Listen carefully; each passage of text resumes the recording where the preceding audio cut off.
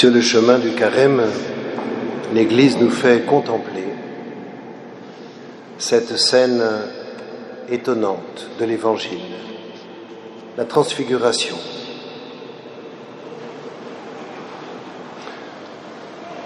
Un événement où seuls sont présents trois apôtres, Pierre, Jean et Jacques, mais un événement qui va être rapporté dans les évangiles. C'est donc que cet événement est important pour nous.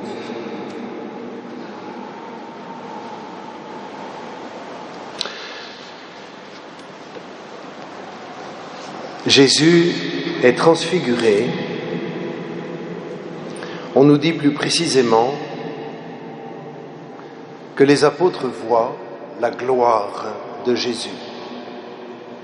Et cette gloire est manifestée par le fait que l'aspect du visage de Jésus devient autre.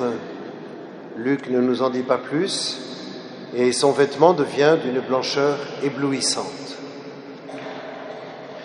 Jésus est glorifié par le Père. Qu'est-ce que cela signifie ? Cela signifie que Jésus est arrivé au bout du chemin. Cela signifie que Jésus, qui a toujours fait la volonté du Père, est tout prêt à entrer au ciel.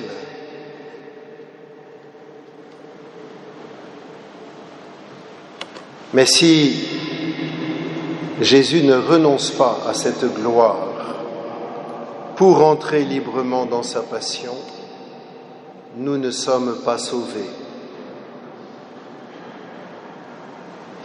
Car, enfin, il faut que l'on m'explique pourquoi la transfiguration s'arrête.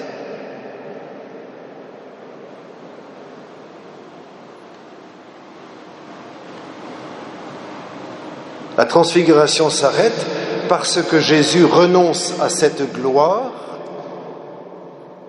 pour s'humilier plus encore et se faire obéissant jusqu'à la mort et la mort de la croix. Pour nous sauver.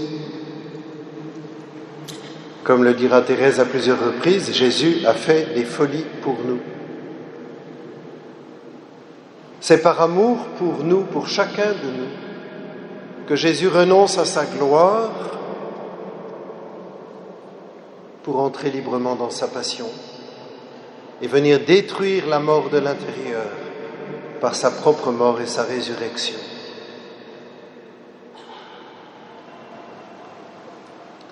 Il nous est bon de contempler Jésus dans sa gloire parce qu'il nous dit vers quoi nous marchons. Il nous dit que notre humanité en chair et en os est capable de porter la gloire de Dieu, de rayonner de la gloire de Dieu. Et c'est une bonne nouvelle. Mais nous voyons en même temps que le chemin de cette gloire, c'est la passion.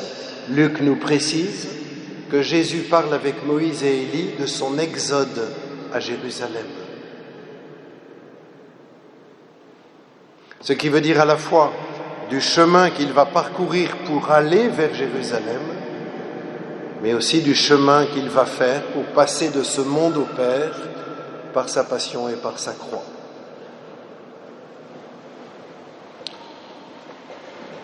Lorsque Thérèse composera, juste avant le carême de l'année 1895, son grand poème « Vivre d'amour », à la suggestion de sa sœur Geneviève, donc sa sœur Céline, elle composera la strophe numéro 4. « Vivre d'amour, ce n'est pas sur la terre planter sa tente au sommet du Tabor, comme Pierre veut le faire. Avec Jésus, c'est gravir le calvaire, c'est regarder la croix comme un trésor. Oui, cette scène de la transfiguration nous invite, en contemplant Jésus en gloire, à comprendre que le chemin de la vie, c'est le chemin qui nous conduit par sa passion et par sa croix à la gloire de sa résurrection. Mais en même temps, ce chemin, comme Paul nous y invite dans sa lettre, ce chemin nous apprend dès maintenant à contempler le ciel vers lequel nous marchons, cette patrie que Thérèse contemple si souvent et à laquelle elle aspire. Nous avons notre citoyenneté dans les cieux, nous dit l'apôtre, les cieux d'où nous attendons comme sauveur le Seigneur Jésus-Christ, lui qui transformera nos pauvres corps à l'image de son corps glorieux. Et Paul conclut, « Tenez bon dans le Seigneur, mes bien-aimés. » Il s'agit de tenir bon dans le Seigneur, c'est-à-dire d'apprendre à aimer le ciel. Et pour aimer le ciel, aimer Jésus. Car tout le ciel est présent en Jésus. Et Thérèse le contemple, ce ciel. Elle le contemple en Jésus. Cette patrie à laquelle elle aspire, elle la trouve sur le visage même de Jésus. C'est la strophe précédente de la même poésie, Vivre d'amour. Ta face, dit-elle à Jésus, ta face est ma seule patrie. Elle est mon royaume d'amour. Elle est ma riante prairie, mon doux soleil de chaque jour. Elle est le lys de la vallée dont le parfum mystérieux console mon âme exilée, lui fait goûter la paix des cieux. J'ai dit une bêtise, ce n'est pas dans la même poésie. Ta face est ma seule patrie, elle est mon royaume d'amour. Tout le ciel est présent en Jésus. Et c'est pour cela que l'Église ne cesse de lire et de relire les saints évangiles.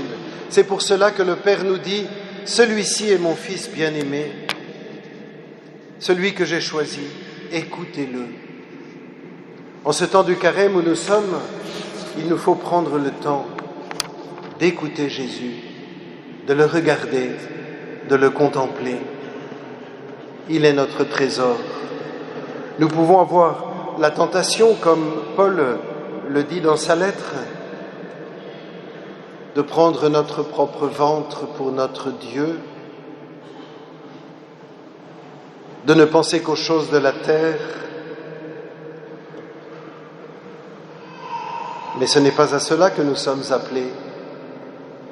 Comme Thérèse le dira dans une lettre 2 mois avant sa mort à l'abbé Bellière, elle lui dit, et nous pourrions l'entendre chacun pour nous, elle lui écrit, « Ah, votre âme est trop grande pour s'attacher à aucune consolation d'ici-bas.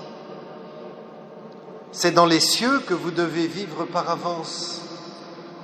Car il est dit, là où est votre trésor, là est aussi votre cœur. » Votre unique trésor, n'est-ce pas Jésus? Puisqu'il est au ciel, c'est là que doit habiter votre cœur.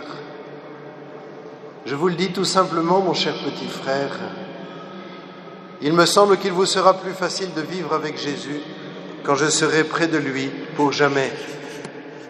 Et maintenant, Thérèse est auprès de Jésus pour jamais. Et elle veut nous aider, chacun de nous, à faire vraiment de Jésus notre unique trésor et à apprendre à vivre sur cette terre, notre pèlerinage sur la terre, le vivre avec Jésus, le vivre avec Jésus présent à notre cœur, le vivre avec Jésus pour maître et pour ami, le vivre avec Jésus pour guide, le vivre avec Jésus dans l'épreuve comme dans la joie, de vivre avec Jésus toutes choses. Oui, de même que Paul dit aux Philippiens, « Frères, ensemble, imitez-moi », de même Thérèse pourrait nous dire, « Imitez-moi ». Car Paul nous dit, regardez bien ceux qui se conduisent selon l'exemple que nous vous donnons. Puissions-nous, en ce temps du carême, avoir le simple courage de prendre du temps pour contempler Jésus, pour l'écouter et pour chercher à faire ce qu'il dit. Amen.